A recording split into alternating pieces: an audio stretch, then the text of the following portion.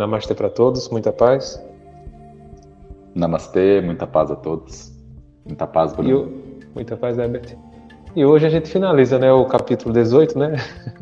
Semana passada, né, se eu não me engano, a gente não terminou, né? Como é um capítulo muito extenso, né? Tem, acho que uns 70 versos, né, mais ou menos, né, Herbert? Ou é mais um pouquinho, né? Acho que é 79, né? Então a gente acabou dividindo, né, em duas partes esse capítulo. Então, bora lá, né? A gente vai começar a partir do capítulo, do verso 40, né? Do capítulo 18, né? Eu vou direto pro verso 41 e vou fazer um resumo desses versos iniciais, Herbert. Tá. Ele vai falar aqui sobre essa divisão por casta, né? Como é que eu posso dizer? Eu acho até uma divisão preconceituosa, né? Porque não assim a divisão de casta, né? Tipo ter a casta do sacerdote, né? Dos guerreiros, né? Comerciante, né? Mais preconceituosa a partir do momento que você diz fulano nasceu naquela casta e vai ficar lá. Como assim? Entendeu? E a gente pode nascer na pior condição que for, né? Mas a gente tem essa liberdade de melhorar, né? De ir para outra, sabe? Então o sistema de casta, né? Ele acaba sendo preconceituoso quando ele exige assim, não, fulano nasceu lá é porque é o karma dele e tem que ficar lá. E assim, a gente não vê dessa forma, né? Ninguém é obrigado a permanecer numa condição ruim, né? Desfavorável, né? A não ser que a pessoa queira, né? Mas todo mundo é livre para buscar as suas melhorias, né? De uma certa forma, né? Sua melhora, né?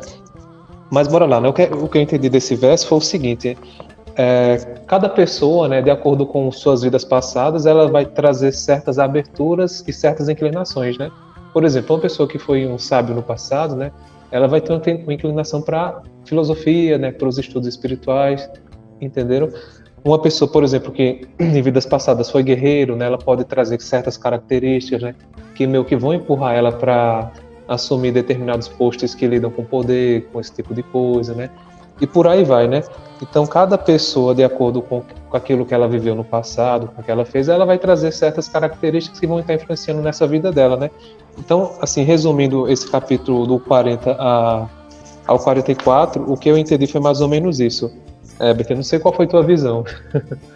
Sim, eu compartilho aí do seu jeito de pensar, né? Eu acho que é uma forma também aqui da gente perceber aqui no Bhagavad Gita, né? Em quem escreveu esses textos, que a pessoa realmente não era assim um ser completamente iluminado, né, Bruno? Uhum. Porque um ser iluminado realmente consegue enxergar, ou pelo menos com um pouco mais de abertura, né? Consegue enxergar um pouco além desses conceitos culturais, né? Que isso daqui é uma coisa bem cultural lá da Índia, né? Essa coisa das castas. A gente tem o exemplo do próprio Buda, né? Buda era da classe de guerreiros e decidiu mudar, decidiu fazer diferente. Ele cortou esse vínculo, né? Eu acho que é como o Bruno falou. Eu acho que algumas coisas, né? A gente realmente traz aí vamos dizer assim, de um karma familiar, né? Então a gente tem ali um vínculo com uma certa horda de espíritos que vai nos colocar ali numa situação, né? Numa condição quando a gente encarnar. Mas a gente não é obrigado a seguir aquilo. A gente pode estar cortando, né? Esse vínculo energético e pode estar mudando o nosso destino, mudando a nossa forma de viver, né? E a conclusão, né? Desse período encarnatório na Terra, né? A gente sabe que até hoje em dia é meio difícil, né? Se você nasce muito humilde, é muito difícil você se tornar uma pessoa com muitas riquezas e tal. Pode acontecer, a gente tem muitos exemplos, né, de pessoas que viram esportistas, principalmente, né, que nasce bem pobre, com muita dificuldade, né, mas tem ali um dom, uma habilidade, de repente fica bem famoso, vira um grande jogador de qualquer coisa, de futebol, de basquete, e muda de vida, né? Leva uma vida melhor, né? E isso nos mostra também essa possibilidade da gente estar mudando, né? De estar aberto para essa mudança. Não é porque a família, né, tem uma certa energia, que é aquela energia que coloca naquela condição mais simples, que você tem que estar aprisionado naquela energia, naquela condição também, né? Vai seguir com aquelas características, né? Então você pode estar sim mudando, né? E isso eu acho que é uma limitação, né, da cultura e dos escritos aqui também, né? Mostrar para a pessoa que ela realmente tá amarrada, né, naquele vínculo ali congênito e tal. Mas tem uma partezinha mais para frente, a gente vai chegar nela lá, não lembro que verso que está aqui, que ele vai comentar que cabe a pessoa refletir e fazer essas escolhas, né? Então, ao mesmo tempo aqui que nesse pedaço ele tá meio engessado, lá na frente parece que ele solta um pouquinho, né? Eu acho que era algo da cultura, né? Então, talvez os caras tinham dificuldade de falar algo além, né? Como era algo bem enrijecido, né? Naquele período, né? A gente não se sabe ao certo esse período que aconteceu tudo isso, né? Que foi escrito, né? Porque existem muitas datas, né? Isso meio que confunde, né? Quem está estudando, né? Mas certamente, antigamente isso era bem enrijecido, né? Naquela época, né? Então os caras tinham um pouco de dificuldade, né? De transcender, né? Então talvez eles falavam de forma, como é que eu posso dizer, meio que sutil, né? Para ir soltando, né? Essas amarras, né? Mas eu acho que o problema é essa questão do determinismo, né? Não sei nem se é essa palavra, né? Você determinar que é desse jeito e pronto, né? Então, assim, qual seria a graça da vida, né? Se fosse desse jeito, né? A gente estaria sendo marionete do alto, né? Então, assim, para mim não faz sentido essa visão, sabe? Tudo bem, né? Que a gente reencarna, como Herbert falou, né? Numa condição muito ruim, né? Então, para você, como é que eu posso dizer, ascensionar, né? Para outras você vai ter mais dificuldade, né? Mas não quer dizer que seja impossível, né? Mas vai ter mais dificuldade do que outras pessoas, né? E assim, eu acho interessante no verso 47 que ele vai falar sobre o trabalho, né? Essa questão das dificuldades, né? Eu vou fazer a leitura aqui. É melhor alguém dedicar-se à sua própria ocupação, mesmo que a execute imperfeitamente, do que aceitar alguma ocupação alheia, executando-a com perfeição. Os deveres prescritos, conforme a natureza da pessoa, nunca são afetados por reações pecaminosas, né? Então aqui ele está exaltando a importância, né, da gente cumprir o nosso dever, né, com responsabilidade, né? Deixar que a outra pessoa cumpra o dele, né? Porque não existem as pessoas que ficam preocupados, né, com o que as outras estão fazendo, né? Então cada um tem que fazer a sua parte, né? Você cumpre o seu dever, né? Da forma, como é que eu posso dizer, com responsabilidade, né, com determinação, né? E deixa a outra pessoa cumprir o dela, né? Não queira fazer o dever da outra pessoa, né? Porque cada um tem que se responsabilizar, né? Aí eu vou ler o 48 e vou passar, Herbert, que esse 48 eu achei interessante também. Ele fala: todo empenho é revestido de algum defeito, assim como o fogo é coberto pela fumaça. Por isso, ninguém deve abandonar o trabalho nascido de sua natureza, ó filho de Conte, mesmo que esse trabalho seja cheio de falhas. O que foi que eu entendi desse verso é que nenhum trabalho é perfeito, né? Em qualquer tipo de trabalho a gente sempre vai encontrar certas dificuldades, né? Vai encontrar pontos ruins, mas nem por isso a gente deve abandonar, a não ser que realmente seja muito ruim, né? Sabe? Seja uma coisa realmente muito penosa, né? Mas, assim, dificuldade a gente vai encontrar em todos os setores, né? Em todos os trabalhos, né? Vai ter seus pontos bons e seus pontos ruins, né? Então a gente não, como é que eu posso dizer, deve buscar uma perfeição, né? Num trabalho, porque isso não existe, né? Entendeu? A gente deve buscar fazer aquilo que a gente tem uma afinidade, né? Aquilo que a gente tem uma vocação, né?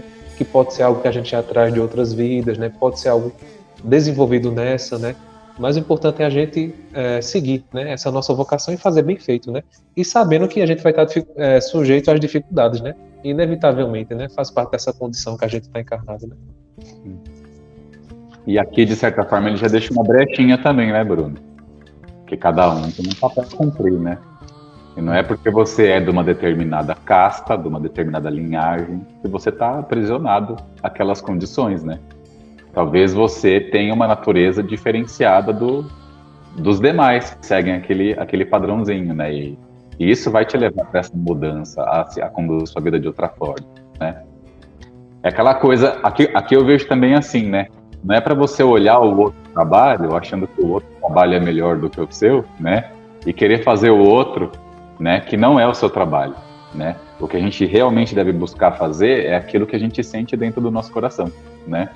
Aquilo que você fala, é isso que eu gosto, é isso que eu nasci para fazer isso, eu tenho realmente afinidade com isso aqui, é isso aqui que eu vou ser feliz fazendo, né? Eu acho que é meio que isso também, Bruno. Uhum.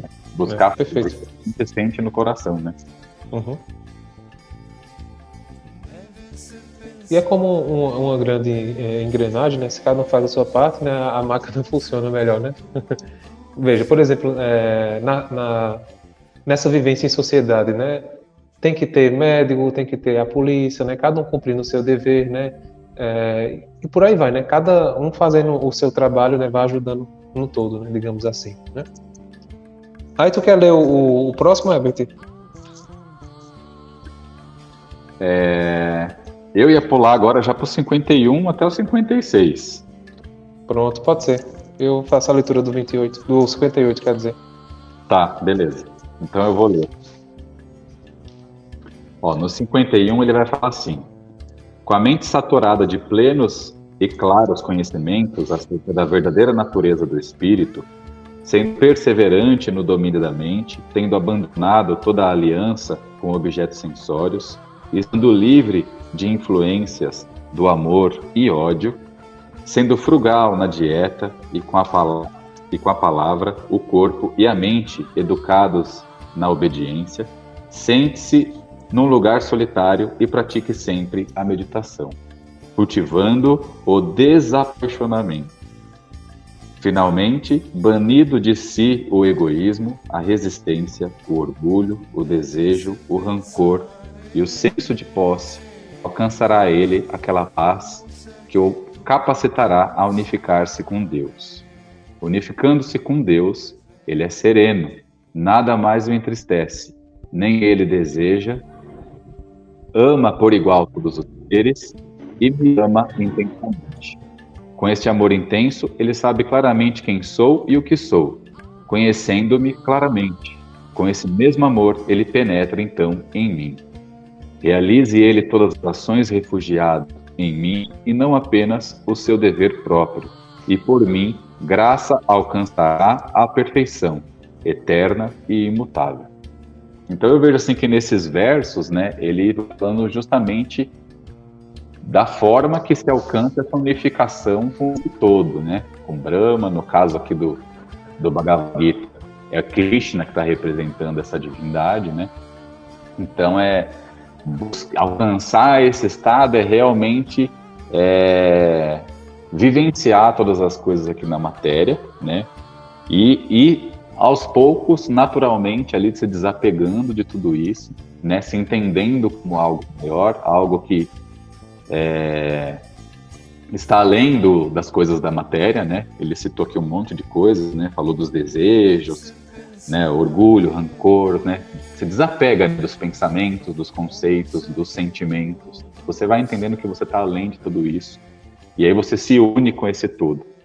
Unido com esse todo, as nossas ações também serão mais alinhadas, né?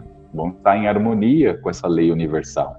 E é por isso que ele fala, né? Que aí as ações, né, não vão ser mais ações conectadas a esses conceitos humanos, né? E sim ações conectadas com esse dever superior, né?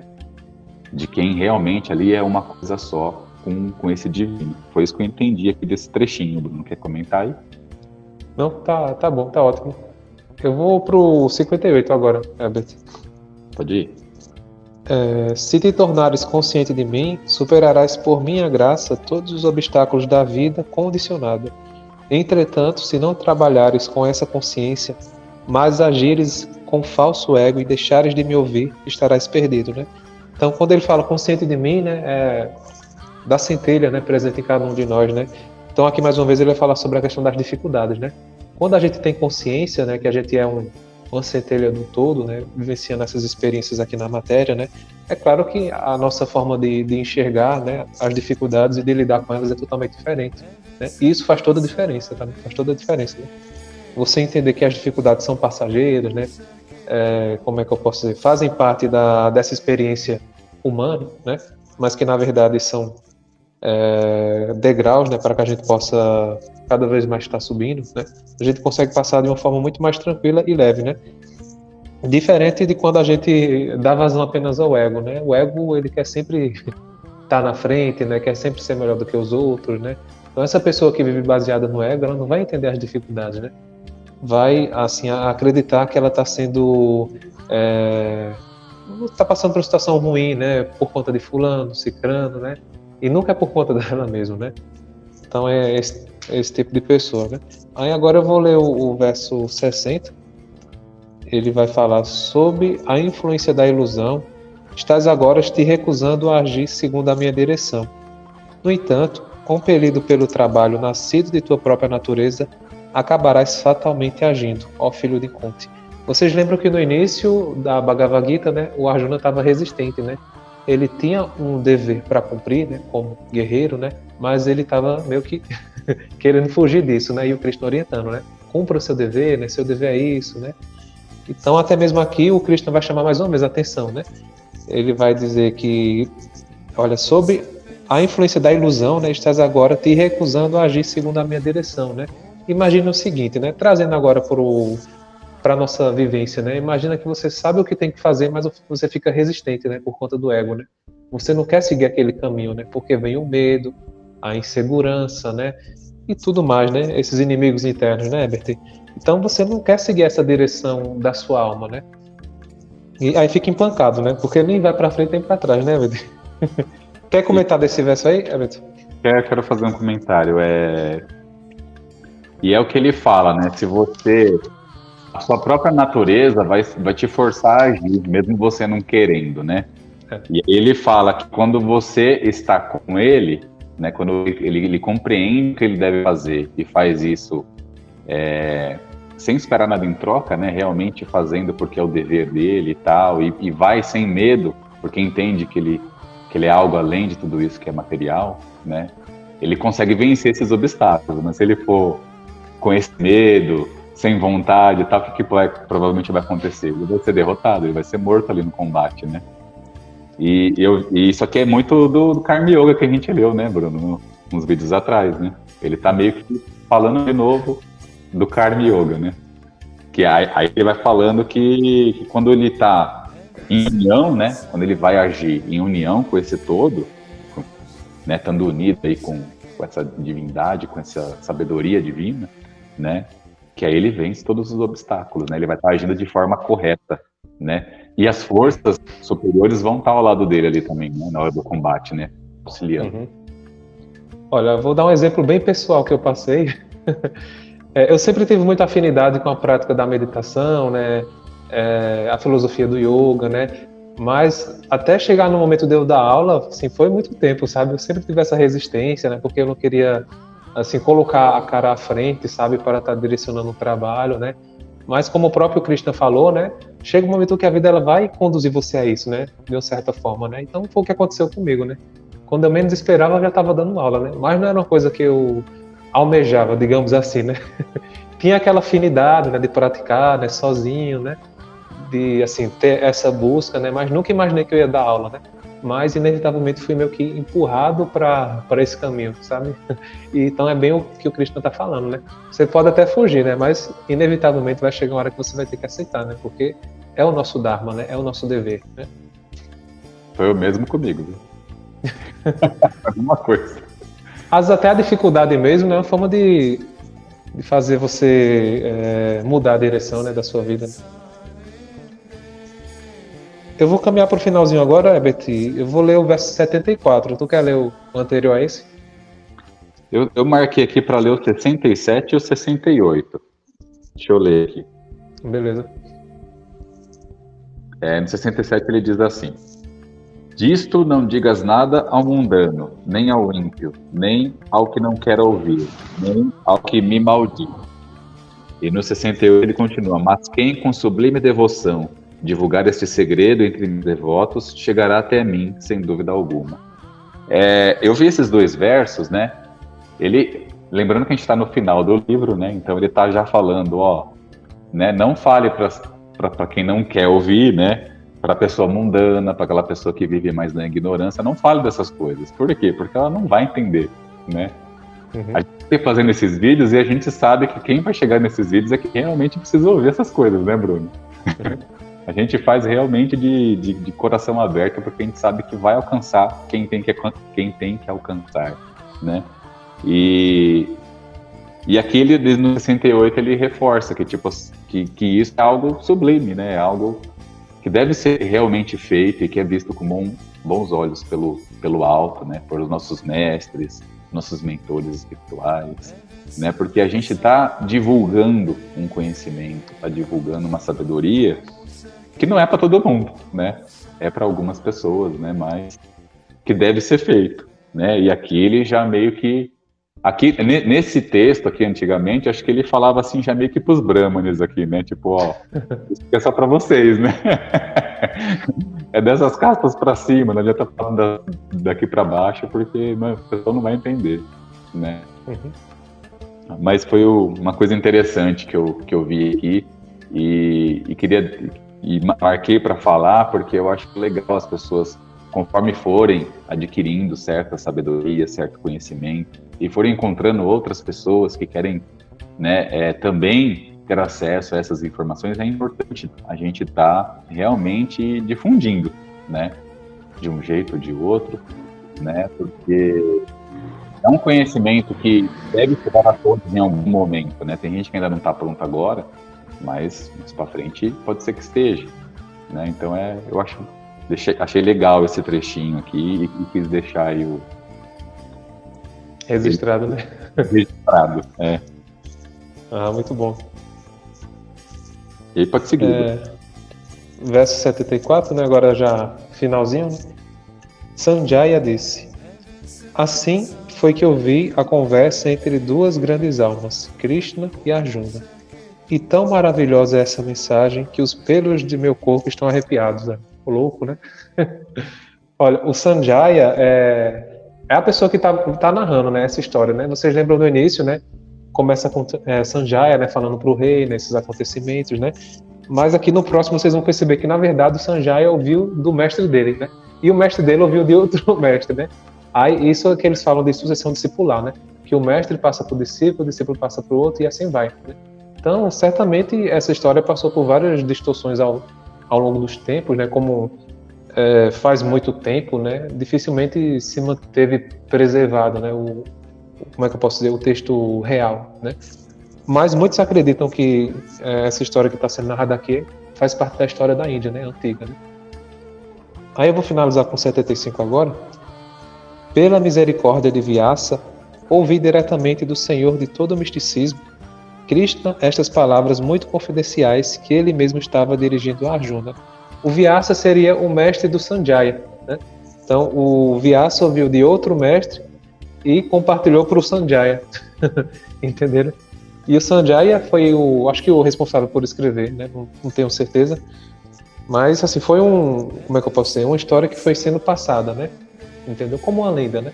Então certamente houve algumas distorções e tudo mais, né? Mas pelo menos a essência, né, que esse conhecimento espiritual foi preservado, né?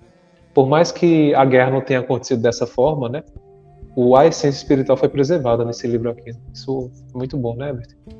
O meu tem uma observação aqui, falando que o Vyasa, ele era considerado um grande yogi dotado de poderes sobrenaturais, né? Então, como o Bruno falou, a gente não sabe se foi realmente o Vyasa que viu tudo isso, ou se ele ouviu também de um mestre e tal, né? E isso vem sendo passado.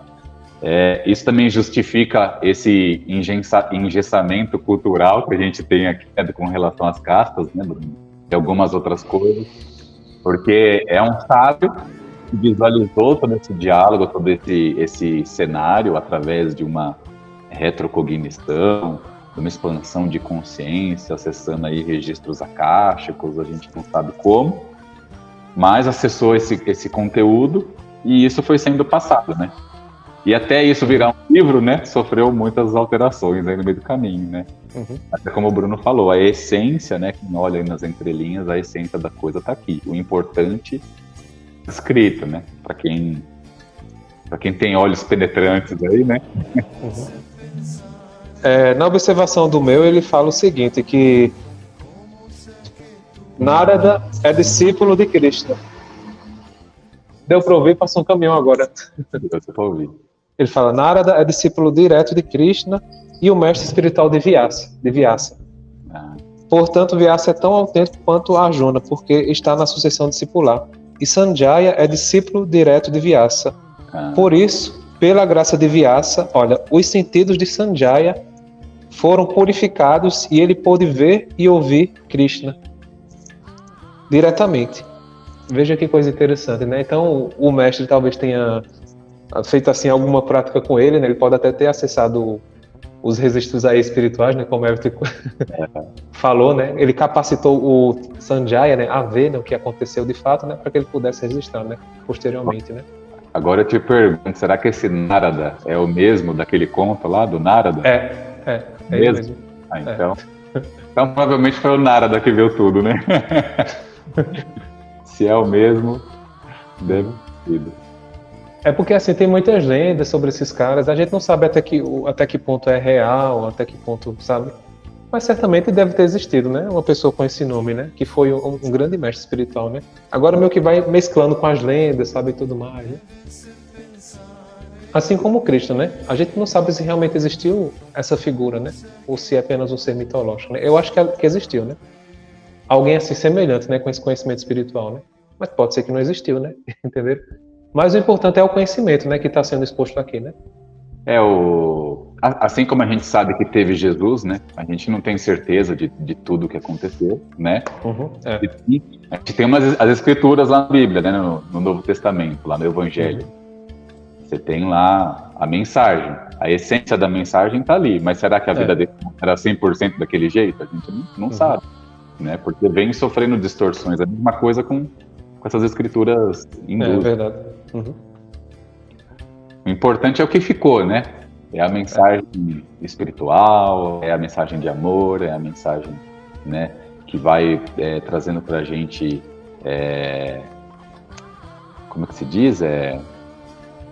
O norte, né?